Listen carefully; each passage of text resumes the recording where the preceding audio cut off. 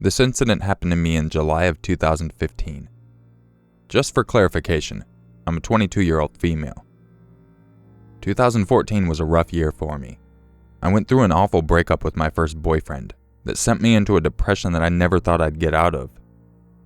After a 2-week visit to a psychiatric ward in a hospital, I finally started to open my eyes to how great life could be, started working out, made some new friends, and decided to get back into the dating game with the help of a funny little website called Plenty of Fish.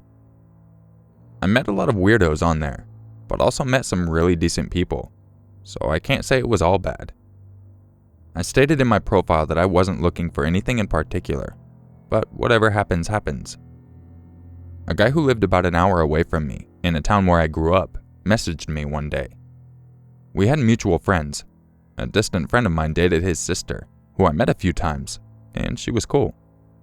And after a few conversations on POF, we added each other on Facebook.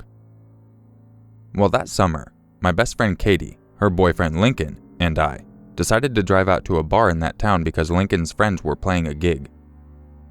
We'd been there for an hour or two, and I was kind of getting buzzed. I was messaging the guy from POF, Justin, and told him to swing by for a smoke and a chat.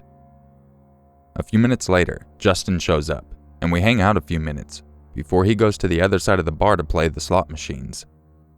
Note that the entire time he was there with us, he wasn't drinking at all, and just had his face in the slot machine for like 2 hours straight.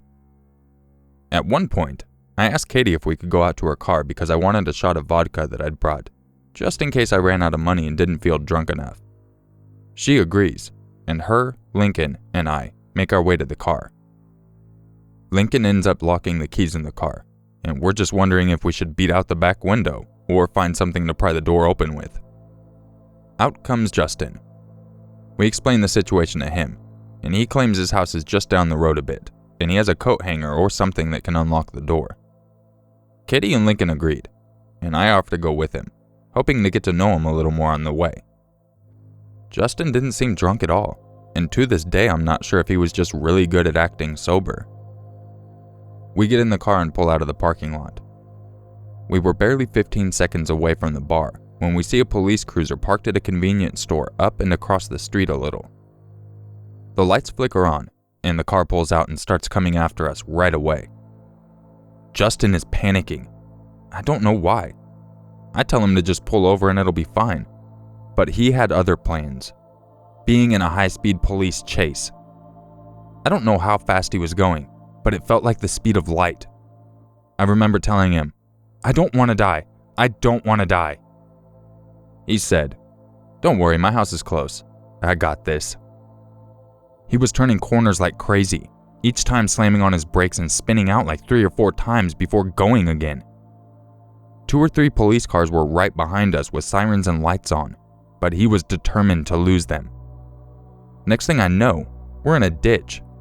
Justin yells at me to run and exits his car, running straight into the woods. I get out, very luckily unharmed. Some police officers are waiting for me at the top of the ditch, yelling at me to put my hands up and whatnot. I was extremely scared. I never thought I would be in a situation like this. An ambulance shows up, and I tell him I'm fine and I don't need treatment. I then sit in a cop car for 2 hours straight, talking to an officer who is recording my statement. I had no way of getting a hold of Katie, who at first thinks I ditched her to hook up with this guy. The cops finally reach her, and she's freaking because they don't even tell her whether or not I'm okay over the phone. So she thought I was dead or seriously injured until she saw me in the flesh. They ended up smashing their back window out with a rock and rushed to see if I was okay. Katie and I ran in slow motion towards each other and gave each other one of the most loving hugs while crying in each other's arms. It was a scary night, but could have been a lot worse. Here's the best part. I received a message from Justin on Facebook the next day. He apologized, kind of, and then proceeded to ask, "Round 2?" He's even had the nerve to ask me to hang out multiple times since.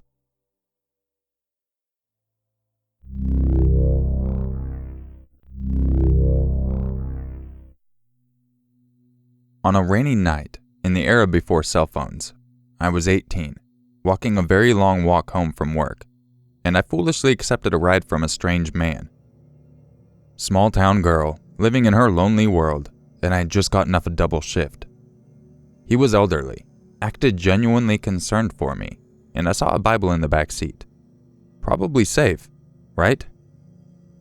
The car was old and broken down, and he had to get out to open the door for me. It took him a while, as he was having trouble walking with a bum leg. He told me the passenger door didn't open from the inside. I immediately felt weird, but years of nice girl training told me, he's gone through so much trouble, don't say no. We chatted for a while, and he politely complimented my uniform, my hair, and told me I looked like his late wife, and that her spirit must have led him to help me get home. It sounded very sweet the way he told it. The conversation turned to if I was still in school, what my hobbies were like, and gradually turned to whether or not I was on my period, which was rude, but he acted like it was going to be the punchline of a joke, so I laughingly asked him why he would want to know. He said very calmly, because if you're fertile, we should start trying to make a family right away. Oh shit. He said that God had kept him lonely for years, but now, because I looked so much like his late wife, it was clear that I was meant to be his, so he could start life over again, and finally have lots of children like his wife was unable to do. He grabbed my hand and kissed it, and said, I can't wait to show you our new bed. I told him I forgot something at work. He told me I could get it tomorrow. I told him I needed to pee, and he said I could hold it until we got home. He wasn't going to let me out. He kept talking about how things were different back then, and how men were head of the household, and that women are to follow the orders of their fathers and their husbands, and God says this, and God says that. He talked about his wedding day, how his wife's father had given her to him. So I blurted out that he's going to need to get my father's permission to marry me before he can take me to his house. Right? God would want that, right? You need to do that because otherwise you would be living in sin, and the marriage bed is not holy, which I remember from many, many, many days to church sermons. He got offended then, and said that he knew the Bible better than I did, and of course he knew to ask for my father's permission. I told him that we couldn't live together in sin, and that we should go to my house before going home, and reminded him that the street wasn't far. Still trying to keep the conversation light and joking, I told him, that's what a godly man would do, and he wholeheartedly agreed. Then we got to the street that I previously told him I lived on. He asked which house was my parents'. I gave him a fake house number, far away from mine, and told him to drop me off there. He wanted to come inside. I told him I needed to let my parents know about God sending me a husband before he could meet them. I said that it would take a few days. Come back tomorrow. He said, I'll give you a few minutes, then we need to be on our way. I told him to drive around the block so I could have time to pack my clothes. He nodded and finally opened the car door. I ran to the house door, waved to him until he drove away, then sprinted to my house, where I lived alone, double-bolted my door, and put the couch in front of it that night. I never saw him again. I didn't call the police, though I wish I had.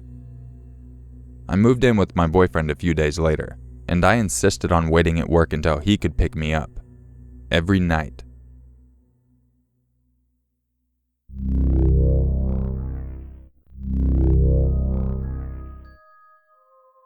If you enjoyed this video, don't forget to leave a like, subscribe, and share it with your friends. If you would like a chance to have your story featured in an upcoming video, make sure you email it to urmaker6260@gmail.com. I hope everyone's having a great day, and make sure that you just stay safe out there. You never know who's going to try to do what. And always be leery when you get in a car with a stranger. Try to weigh the risk with the reward. Before I end this video, I want to give a very special thank you to Bethany Marie Langer. I really appreciate your continued support of the channel, and sorry I forgot to give you a shout out in my video yesterday. Hopefully this makes up for it.